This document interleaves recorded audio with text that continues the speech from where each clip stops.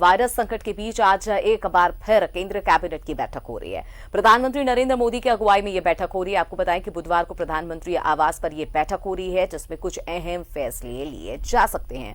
बता दें कि इस हफ्ते होने वाली ये दूसरी मोदी कैबिनेट की बैठक है और इस बैठक में आर्थिक मोर्चे पर कुछ अहम फैसले लिए जा सकते हैं, ऐसा अनुमान लगाया जा रहा है।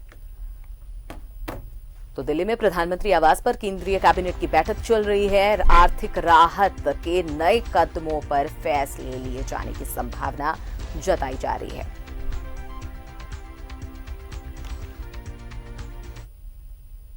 और इस पर ज्यादा जानकारी के लिए हमारे साथ संवाददाता ऋषिकेश दिल्ली से जुड़े हुए, उनके पास सीधा रुख करते हैं। ऋषिकेश, आज प्रधानमंत्री आवास पर केंद्रीय कैबिनेट की बैठक हो रही है, कितनी अहम है ये बैठक? क्या लग रहा है, क्या अहम फैसले आज लिए जा सकते हैं, इसकी संभावना?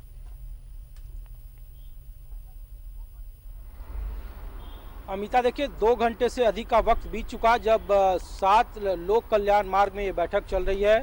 कैबिनेट मंत्री जितने भी है सभी मौजूद हैं उसमें, और जो 20 लाख करोड़ का आर्थिक पैकेज का ऐलान किया गया हाल के दिनों में भारत सरकार की तरफ से 5 दिनों का अलग अलग प्रेस कॉन्फ्रेंस के जरिए, तो जिन मंत्रालयों के मध्य में जितना राशियों का आवंटन किया गया है उन राशियों के आवंटन संबंधी अप्रूवल होता है। एक प्रक्रिया है, ये संवैधानिक प्रक्रिया है जो मिनिस्ट्री का है।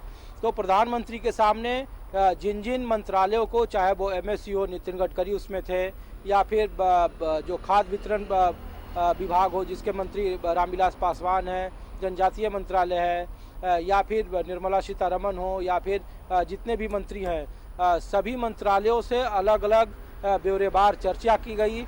और प्रधानमंत्री ने सभी मंत्रियों को कहा, और राज्य के तमाम मुख्यमंत्रियों को उन्होंने कहा था कि आप आर्थिक विकास की चिंता छोड़ दीजिए, आर्थिक जिम्मेवारी हमारी है, हम इस देश के विकास को पटरी पर लाएंगे।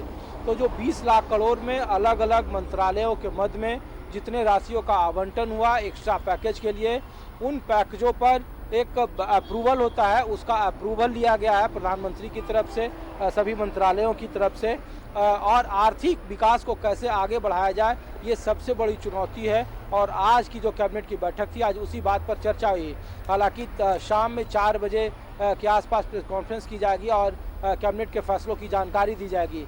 लेकिन अभी जो जानकारी मिल रही है कैबिनेट की बैठक से, उसमें आर्थिक हालात पर चर्चा हो रही है। जो सबसे महत्वपूर्ण मुद्दा है वो इकोनॉमी है, देश की इकोनॉमी को कैसे बेहतर करें, और 20 लाख करोड़ का जो पैकेज का ऐलान हुआ है उन पैकेजों का मंत्रालयों के साथ कैसे क्रियान्वयन हो, और उसका अप्रूवल आज ले लिया गया है और उस पर आने वाले वक्त में जल्द काम शुरू हो जाएगा।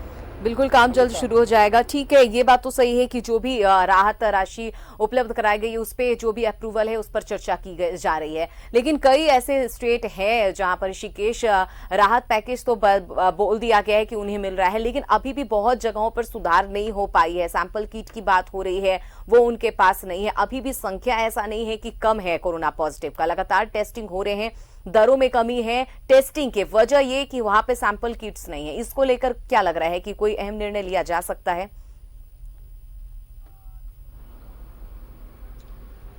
देखिए, चूंकि अमिता, जो एजेंडा होता है कैबिनेट का, वो पहले से एजेंडा तय करके भेजा जाता है, जो प्रक्रिया है। जी जी। तो कैबिनेट की बैठक हुई, उसमें पहले से एजेंडा तय कर लिया जाता है, और उस एजेंडा के तहत जो आज बैठक में चर्चा होनी थी वो इकोनॉमी की थी, आर्थिक पैकेज को लेकर था। जितने भी मंत्रालय थे उन तमाम मंत्रालयों से इस बात का अप्रूवल लिया गया। देखिए कि सरकार के सामने सबसे बड़ी चुनौती है कोरोना के इस संक्रमण काल में कि उद्योग धंधे बिल्कुल ठप हैं, और इसीलिए अब महंगाई की जो दर है वो लगातार बढ़ रही है।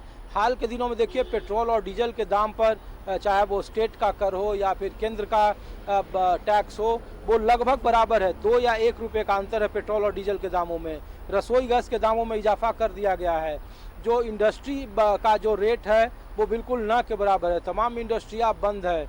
मजदूरों के पलायन की वजह से अलग अलग राज्यों की स्थिति खराब है। जो चाहे अम्फान हो या फिर अन्य जो प्राकृतिक आपदाएं हैं, अब से थोड़ी देर के बाद जब महाराष्ट्र में जो आएगा निसर्ग, उसको लेकर भी चर्चा हो रही है। प्रधानमंत्री अपने मंत्रियों के साथ उस बारे में भी बात कर रहे हैं। तो आर्थिक सबसे बड़ा मसला है, और अर्थ के तहत खास करके सरकार के पास जो भी इनकम का सोर्स है और मध्य वर्ग पर ज़्यादा दबाव पड़ रहा है। इसलिए मन की बात में प्रधानमंत्री कह रहे थे कि मध्य वर्ग के संघर्ष को भी सलाम है।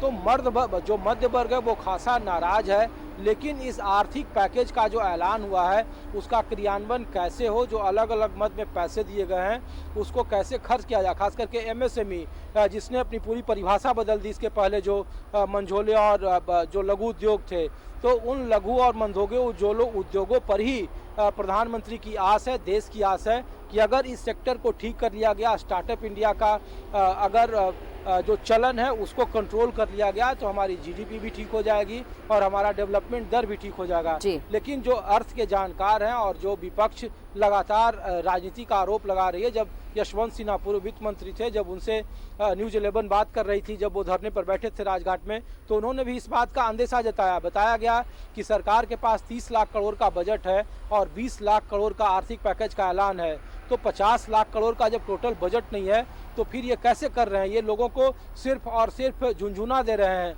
ऐसा संभव नहीं है। जबकि सरकार कर रही है कि वो करिश्मा कर दिखाएगी। और आज की कैबिनेट की बैठक में इसी बात पर चर्चा हुई है कि देश की इकोनॉमी को कैसे ग्रोथ किया जाए और अलग अलग जो मंत्रालयों के मध्य में राशियों का आवंटन हुआ है उसको जमीन पर कैसे उतारा जाए। क्योंकि जो एमएसएमई है उसमें बहुत सारे तकरीबन 90% ऐसे केस हैं, 90% अमिता, जो एनपीए के दायरे में आते हैं, जिनके पास लोन का पहले से ही कर्ज का बोझ है और वो एनपीए में हो गए हैं, उनके पास काफ़ी नुकसान है। एमएसएमई के जितने भी एक प्रतिनिधि मंडल थे उन्होंने मुलाकात की थी प्रधानमंत्री से और आर्थिक पैकेज की मांग की थी, लेकिन तब कोरोना का वक्त नहीं था। लेकिन कोरोना के काल में उसी एमएसएमई के जरिए सरकार को लगता है कि वो बेहतर तरीके से परफॉर्म कर सकती है और सरकार की आस भी उसी जरिए है। इसीलिए नितिन गडकरी, रामविलास पासवान, निर्मला सीतारमन, अनुराग ठाकुर, अर्जुन मुंडा, जितने भी हर्षवर्धन, जितने भी लोग थे सब मौजूद थे और प्रधानमंत्री के साथ कैबिनेट में इसी बात पर चर्चा हुई है। चलिए, तमाम जानकारी के लिए बहुत बहुत शुक्रिया ऋषिकेश। तो जिस तरह से स्पेशल पैकेज है उसका क्रियान्वयन कैसे हो, उसके आवंटन से के कितना जो हो चुका है, उसको लेकर अब ये जो आर्थिक स्थिति है देश भर में उससे कहीं ना कहीं कंट्रोल करने की कोशिश की जा रही है, लेकिन उसके लिए इंतजार करना पड़ेगा कि राहत पैकेज का कितना कुछ वाकई में राहत देश की जनता को मिल पाती है या फिर नहीं।